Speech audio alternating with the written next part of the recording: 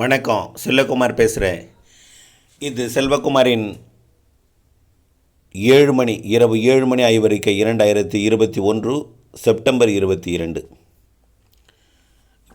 மாலை 4:30 திருநெல்வேலி மாவட்டம், திருநெல்வேலிக்கு வடக்கு பகுதி மழை தொடங்கி தென்காசி மாவட்ட பகுதியிலையும், அதேபோல் விருதுநகர் மாவட்டம் வரைக்கும் மழை பரவி ராஜபாளையம் பகுதி, சிவகாசி பகுதி வரைக்கும் மழை முன்னேறி திருநெல்வேலி மற்றும் விருதுநகர் இடைப்பட்ட பகுதியில் ஆங்காங்கே நல்ல மழையை கொடுத்து, பிறகு அது மதுரை மாவட்டம் தெற்கு பகுதி,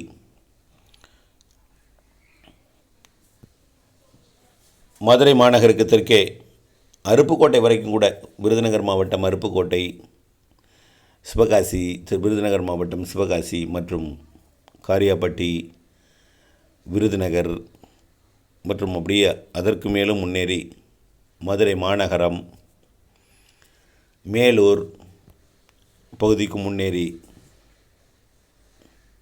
தற்பொழுது அது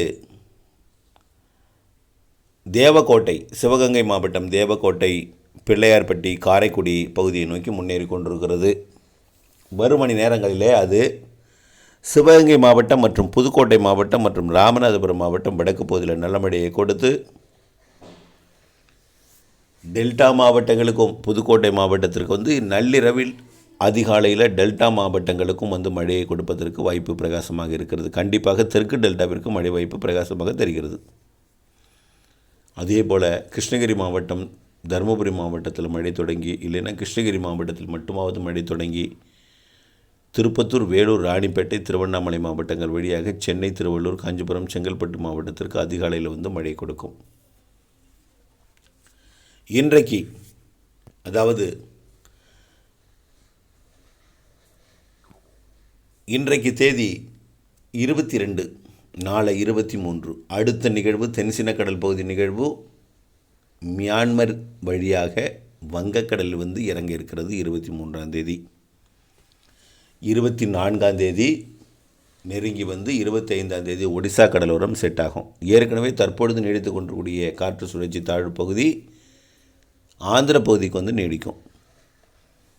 மேலும் தமிழக பகுதியில் காற்று சுழற்சி உருவாகி அக்டோபர் மாதம் 7ஆம் தேதி வரைக்கும், 10ஆம் தேதி வரை கூட தொடர வாய்ப்பு இருக்குது. எல்லாமே மாலை இரவு மழை. இதில் குறிப்பாக 26ஆம் தேதியிலிருந்து செப்டம்பர் 26 தென்மேற்கு பருவமழை சற்று தீவிரமடையும். காற்று சுழற்சி வெப்பசலனம் இணைந்த மழையாக தமிழகம் எங்கும் எல்லா மாவட்டங்களுக்கும் தொடங்கும். இதில் 28ஆம் தேதி, 29ஆம் தேதி, 30ஆம் தேதி கனமழை பெய்யும்.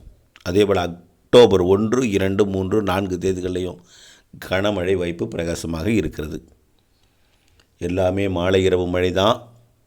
இந்த ஆண்டு வழக்கத்திற்கு கூடுதல் மழை புரட்டாசியில் இருக்கிறது என்று அறிவிக்கப்பட்டதில் எந்த மாற்றமும் இல்லை. நல்ல மழை இருக்கிறது. 26ஆம் தேதியிலிருந்து அக்டோபர் 6ஆம் தேதி வரைக்கும், 10ஆம் தேதி வரை கூட நீடிக்க வாய்ப்பு இருக்குது. அக்டோபரிடம் 2 நிகழ்வுகள், அதுவும் மழை தந்து விட்டு தான் தீவிரமடைந்து வடக்கு நோக்கி போகும்னு சொல்லியிருக்கோம். ஆக நிகழ்வுகள்லாம் இருக்கின்றன. ஒதுக்கி காற்றுப்பகுதிக்கு சுத்தமாக ஒதுக்கி வரக்கூடிய 26லிருந்து காற்றுப்பகுதிக்கும் மழை பொழியும்.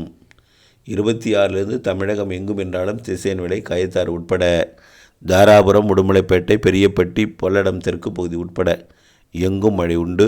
26க்கு மேல் 28, 29, 30 மற்றும் 1, 2, 3 அக்டோபர் 1, 2, 3, 4 தேதிகளில் கனமழை வாய்ப்பே இருக்கிறது. இம்மண்டலத்தின் பல்வேறு பகுதிகளில் தொடர்ந்து வானிலை இணைந்திருங்கள். இன்றைய மழை புதுக்கோட்டை மாவட்டம் டெல்டா மாவட்டங்களுக்கும் வருவதற்கு வாய்ப்பு இருக்கிறது. அதேபோல் திருப்பத்தூர், வேலூர், ராணிப்பேட்டை மழை உருவாகி திருவண்ணாமலை வழியாக சென்னை, திருவள்ளூர், காஞ்சிபுரம், செங்கல்பட்டிற்கும் நள்ளிரவு அதிகாலையில் மழையை கொடுக்கும். மழை பொழிவெல்லாம் 26ஆம் தேதிக்கு மேலே பல மடங்காகும். கண்டிப்பாக 28 இருந்தால் மிகச்சிறப்பாக இருக்கும். பல மடங்காகுன்னு சொல்கிறத விட நல்ல மழை இருக்கிறது. 28 இருந்தால் கூடுதல் மழை. 29, 30, 1, 2, 3, 4 மிகச்சிறந்த மழை இருக்கிறது. எல்லாமே மாலை இரவு மழை, சில நாள் மதிய மழை, சில நாள் அதிகாலை மழை. மாலை இரவு மதியம் அதிகாலை மழையாக என்றும் இருக்கும். தொடர்ந்து வானிலையில் இணைந்திருங்கள். திட்டமிட்ட வேளாண்மை செய்யுங்கள். நன்றி.